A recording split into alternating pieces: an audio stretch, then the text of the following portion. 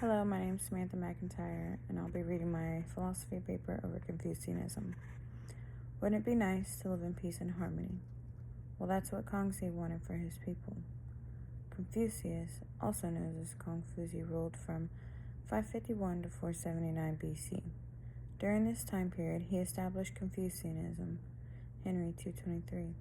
Confucius reinterpreted the meaning and methods of learning and education of tradition. He believed in improving the quality of social life, and it was the key to overcoming the present issues. Yao 23. This religion was his ideas on an absolute respect for tradition, as well as on a strict hierarchy of most relationships between family members and then again between the people of their rulers. Confucianism is one of the basic elements of the three doctrines, Confucianism, Daoism, and Buddhism, which have a profound influence on the Chinese culture and history. Confucianism consisted of the two main elements, obedience to authority and the principle of respect. Obedience to authority basically meant that you must obey your rightful authority. You followed the rules. You learned the rules from your family, and each family had one authority. Typically, it was the father or father figure. The second element, principles of gentility, basically meant that the male ruler was a kind-hearted authority. He wanted what was best for his people below him, and what was worthy of the authority that he had.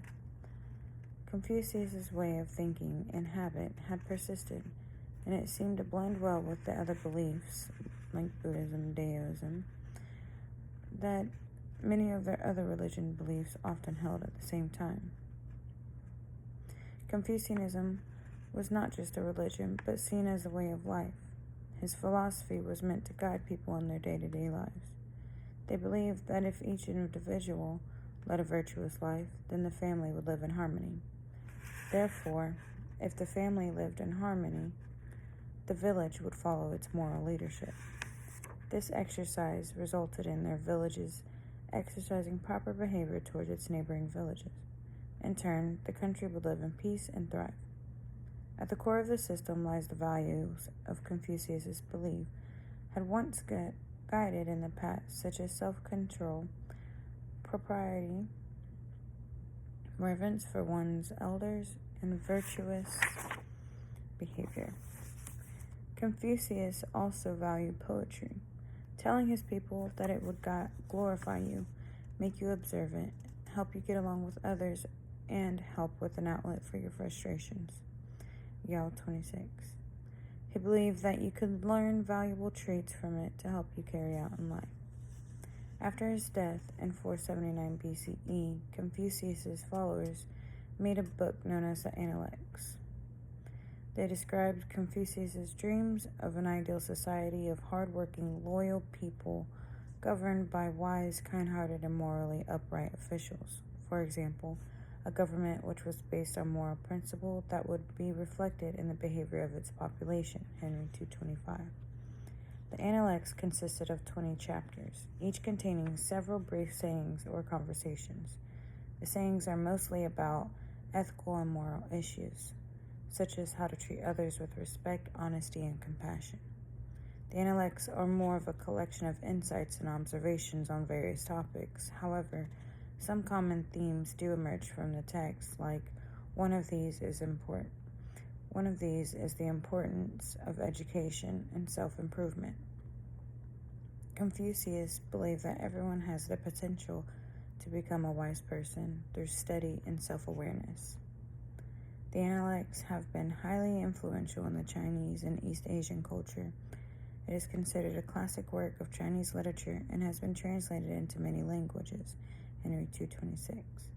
The Analects are still studied and revered by many people today, and its insights continue to be relevant in the modern world. Today, in the world we live in, society offers curriculums that blend science and focus on the future by learning and practicing rules of the past. Confucianism's philosophy is mystical and much more rationalistic. Its ethics are clear and uncompromising. It had a simple moral and political teaching, such as to love others, respect parents, do the right things no matter what, and live up to the principle of reciprocity, meaning treat others how you want to be treated. because of all these unique rules that they practice and rituals that include living harmoniously with each other and with nature. Confucianism's religion is still valuable in China today. Much like Christians, Confucius believed that heaven was the ultimate source of faith, Yao 23. As Christians, we focus on life and afterlife, which is exactly what Confucius did as well. In fact, I personally think that Confucianism is a perfect example, not only for the Chinese people, but for everyone, because of their unique moral teachings and ethics that are more than just a religion, but a better way and a better and brighter future for everyone.